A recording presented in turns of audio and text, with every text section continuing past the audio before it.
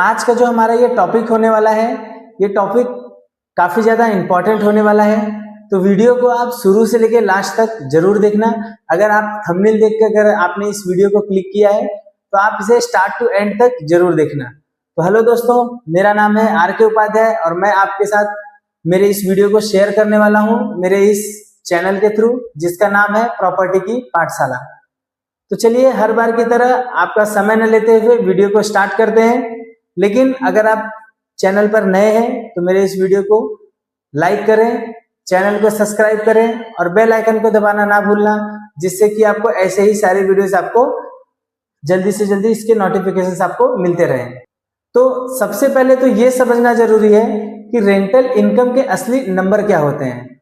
असली नंबर का मतलब होता है कि जैसे आप मुंबई, ठाणे, नवी मुंबई, वसई, विरार ऐसे एरिया में अगर आप घर लेते हैं तो आपके प्रॉपर्टी का वैल्यू क्या होना चाहिए और उसके बाद अगर आप उसे रेंट पे देते हैं तो उसका रेंट क्या आना चाहिए। ऐसे तो अगर हम मार्केट में बात करें तो 2 से 3% का रिटर्न्स आपको प्रॉपर्टी पे मिलता है रेंटल इनकम में।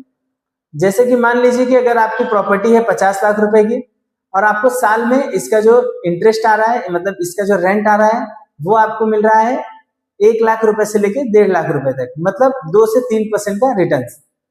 यही 50 लाख रुपए अगर आप म्यूचुअल फंड में लगाते हैं, यही 50 लाख रुपए अगर आप शेयर मार्केट में लगाते हैं, एसआईपी में लगाते हैं, तो इसके 12 से 15% के ग्रोथ होने के काफी ज्यादा चांसेस होते हैं। लेकिन ये सेक्टर में ऐसा है कि आपको रिस्क फैक्टर बहुत ज्यादा होता है और रियल एस्टेट जो फैक्टर है इसमें रिस्क फैक्टर नहीं होता है। तो ये काफी ज्यादा लोगों का ये प्रॉब्लम है कि वो ये सोचते हैं कि अगर मैं वहां पर फ्लैट के अंदर अगर मैं पैसा लगाऊं, प्रॉपर्टी के अंदर अगर मैं पैसा लगाऊं तो इसका रेंटल इनकम काफी ज्यादा कम होता है, 2 से 3% का रिटर्न्स होता है। लेकिन अगर मेरी बात आप समझें तो ये जो 2 से 3% भी है ये बहुत ज्यादा सिक्योर होता है। तो आप रेंटल इनकम के लिए जा सकते हैं, आप प्रॉपर्टी खरीदिए और उसको रेंट पर दे सकते हैं। लेकिन जो ये प्रॉपर्टी होनी चाहिए ये आपकी सेकंड प्रॉपर्टी होनी चाहिए। इसका मतलब कि ऑलरेडी आपके पास एक घर होना चाहिए जिसमें आप रह रहे हो और वो ऑलरेडी आपका लोन फ्री होना चाहिए। उसके बाद ही आप ये सेकंड प्रॉपर्टी लीजिए एज पर इन्वेस्टमेंट पर्पस और उसके बाद आप इसे रेंट पर दीजिए। तो अब हम इस वीडियो में समझेंगे कि जो रेंटल इनकम है उसके क्या फायदे होते हैं। तो सबसे पहले तो उसका फायदा ये होता है कि आपको हर महीने अलग से एक इनकम आपका स्टार्ट हो जाता है, अतिरिक्त आपकी कमाई शुरू हो जाती है। आपने फ्लैट लिया, उसे आपने रेंट पे दिया, तो हर महीने महीने आपके अकाउंट में वो उसका जो किराया है वो आपके अकाउंट में क्रेडिट होता रहेगा। अगर आप यही चीज म्यूचुअल फंड या आप एसआईपी में करते हैं तो आपको मार्केट के हिसाब से आपको सर्च करना होगा और जब आप उसे सेल करेंगे या जब आप उसे देखेंगे, आप उसे क्लोज करेंगे तो ही वो इनकम आपके अकाउंट में क्रेडिट होगा। लेकिन इस पार्ट में क्या होता है कि आपको हर महीने आपके अकाउंट में एक फिक्स अमाउंट आता रहता है। सेकंड फायदा क्या होता है, अगर आपने आपके फ्लैट को ईएमआई बेस पे लिया है, जैसे कि आपने आपका पहला जो फ्लैट लिया उसका पूरा लोन आपने चुका दिया है, अब आपने जो ये फ्लैट लिया है वापस से आपने ये फ्लैट लोन पर लिया है, उसके बाद आपने उस फ्लैट को रेंट पे दे दिया है, तो इसमें दूसरा फायदा क्या होता है कि आपका जो ईएमआई आता है, जो भी आपका 35,000 40,000 रुपए का जो भी एक आपका ईएमआई बैठेगा, उसमें आपका एक 15,000 से रुपए से लेके 16,000 रुपए तक आपका माइनस हो जाता है। तो ये आपको काफी ज्यादा ईएमआई स्कीम में आपको इसका प्रॉफिट मिलता है। अगर आप कभी प्रॉपर्टी ले रहे हैं तो आप उसे लंबे समय के लिए लीजिए, उससे क्या होता है कि उस प्रॉपर्टी का कीमत भी बढ़ता है और आपके लिए एक प्लस पॉइंट भी है, ये आपका एक एसेट्स बन जाता है। आपको पता है कि जैसा मैंने थोड़ी देर पहले बताया कि 2% से 3% का रिटर्न्स आता है, लेकिन कहीं ना कहीं 2% से 3% का रिटर्न्स आपको ये मंथली दे रहा है, प्लस इसकी जो अलग से ग्रोथ हो रही है वो जो है वो आपको आने वाले लॉन्ग टाइम में ही उसका जो प्रॉफिट है वो आपको मिलने वाला है। अब इसका अगला प्रॉफिट क्या होने वाला है, आपके जो भी टैक्स है, जैसे कि आपने अभी जो ये फ्लैट खरीदा है इन्वेस्टमेंट पर्पस पे, वो आपने लोन में खरीदा है, तो आपको क्या होगा, इसमें टैक्स में भी काफी ज्यादा बेनिफिट मिलेगा। तो ये कुछ उसके फायदे हैं जिसमें आपको प्रिंसिपल और आपका जो ब्याज आने वाला है उसमें से आपको कुछ टैक्स का बेनिफिट मिल जाएगा। तो ये उसके कुछ फायदे हैं। ऐसा नहीं है कि अगर आपने फ्लैट खरीदा है और उसे आपने रेंट पे दे दिया है तो उसमें सिर्फ आपको एक फायदा ही नजर आ रहा है। इसके एक दूसरी पहलू भी है जिसमें आपको कुछ नुकसान भी हो सकते हैं। तो वो नुकसान क्या हो सकते हैं, चलिए उस नुकसान को भी समझ लेते हैं। अब प्रॉपर्टी के अंदर इन्वेस्ट करके उसे रेंट पे आपने दे दिया है, तो अभी मैंने आपको बताया कि इसके जो पॉजिटिव वे है वो आपको क्या है, मतलब इसका जो फायदा है वो आपको क्या मिल रहा है। अब मैं आपको बताऊंगा कि उसका नेगेटिव पॉइंट क्या है। नेगेटिव पॉइंट सबसे बड़ा प्रॉब्लम ये है कि आपको सिर्फ 2% से 3% का रिटर्न्स मिलता है, जो कि म्यूचुअल फंड्स में, एसआईपी में आपको इससे ज्यादा रिटर्न्स मिलता है। तो सबसे पहला तो आपका पैसे को लेकर ये आपका फर्स्ट नेगेटिव पॉइंट है। सेकंड नेगेटिव पॉइंट क्या है कि आपने 15,000 या 16,000 रुपए पे उसे रेंट पे दे दिया है, या आपने 10,000 रुपए पे उसे रेंट पे दे दिया है।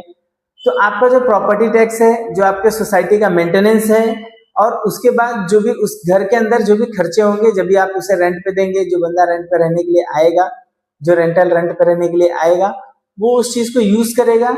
दिन पे दिन वो चीजें खराब होते जाएंगी। फिर अगर वो खाली करके जाता है, आपका रूम छोड़ के जाता है, तो उसमें आपका मेंटेनेंस कॉस्ट बढ़ेगा।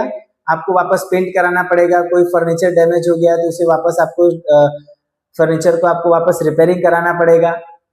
प्लस आपको आपका मेंटेनेंस, जो आपके सोसाइटी का फिक्स अमाउंट होगा, उसका आपको मेंटेनेंस पे करना होगा। उसके बाद आपको आपका प्रॉपर्टी टैक्स भरना होगा। तो अगर आप देखें तो ये भी सारे वो 15 से 16,000 रुपए जो आपको रेंट आ रहा है, ये भी उसके अंदर से माइनस होता है। तो ये कहीं ना कहीं आपका दूसरा एक बड़ा नुकसान है।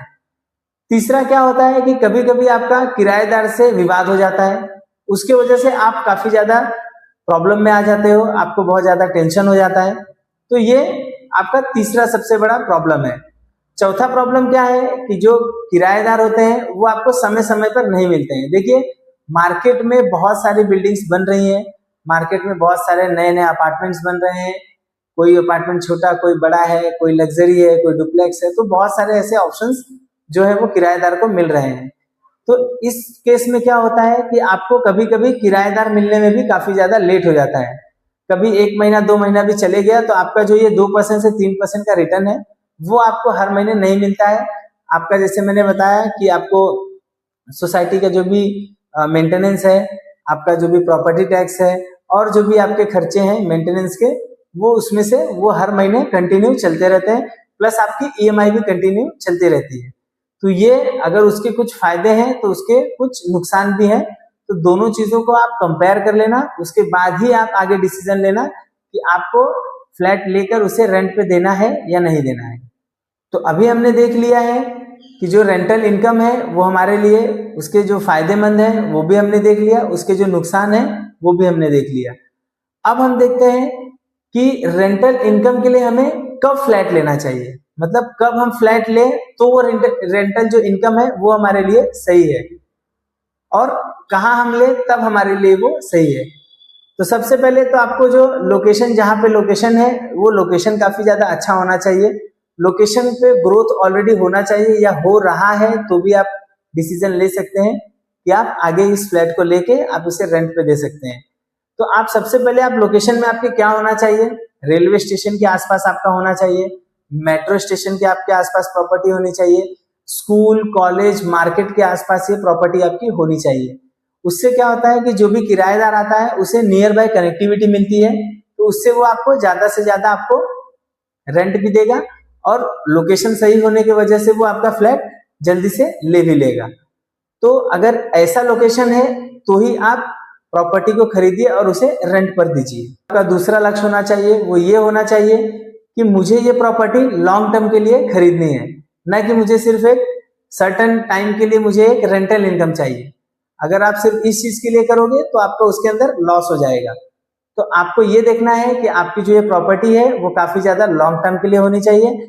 जो इसका रेंटल इनकम आ रहा है वो सिर्फ आप एक बोनस समझ के रखिए कि चलिए मुझे हर महीने एक बोनस के तौर पे मुझे एक अमाउंट मिलता जा रहा है, तो ये प्रॉपर्टी आपके लिए प्रॉफिटेबल होने वाली। और जैसा मैंने आपको बताया कि ऑलरेडी आपके पास में एक फ्लैट ऑलरेडी होना चाहिए जिसमें आप रह रहे हैं। उसके बाद आप जो ये प्रॉपर्टी खरीदेंगे वो सेकंड इन्वेस्टमेंट के लिए खरीदेंगे, सेकंड होम के लिए खरीदेंगे, जिसे आप रेंट पर देकर मंथली फिक्स इनकम कमा सकते हैं।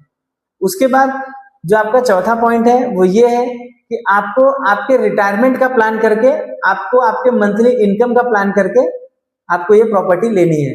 मतलब आज अगर आप कमा रहे हैं, ऑलरेडी आपका एक घर है, तो आप एक नया घर ले रहे हैं, आप एक नया इन्वेस्टमेंट कर रहे हैं, तो आप ये समझ के चलिए कि आगे चल के जो आपका रिटायरमेंट जब आप लोगे, तो इसी पैसे से आपको आपका आगे रिटायरमेंट जो है वो सही रखना है। तो इतना लॉन्ग टर्म इन्वेस्टमेंट सोचकर ही आपको प्रॉपर्टी के अंदर हाथ डालना है। तो दोस्तों, अभी मैंने आपको इसके सारे पॉजिटिव पॉइंट, नेगेटिव पॉइंट और कहाँ लेना चाहिए और कब लेना चाहिए, ये सारी चीजें मैंने आपको इस वीडियो में क्लियर कर दी है। तो अगर आपको भी, आपके पास भी कुछ सजेशंस हैं, तो हमारे जो सब्सक्राइबर हैं, हो सकता है मुझसे भी अच्छे सजेशंस आपके पास हो, तो आप एक बार कमेंट बॉक्स में, अगर आपके पास इससे भी कुछ अच्छे सजेशंस है, तो आप एक बार कमेंट्स बॉक्स में जरूर डाल दीजिएगा। तो अगर ये वीडियो आपको पसंद आती है तो इस वीडियो को लाइक करिए, अगर आप चैनल पे नए हैं तो सब्सक्राइब करिए, बेल आइकन को दबाना मत भूलना, जिससे ऐसे ही सारे वीडियोस मेरे सबसे पहले आप तक पहुंचते रहेंगे। तो चलिए मिलते हैं मेरे नए वीडियो में अगले टॉपिक के साथ, तब तक के लिए जय हिंद।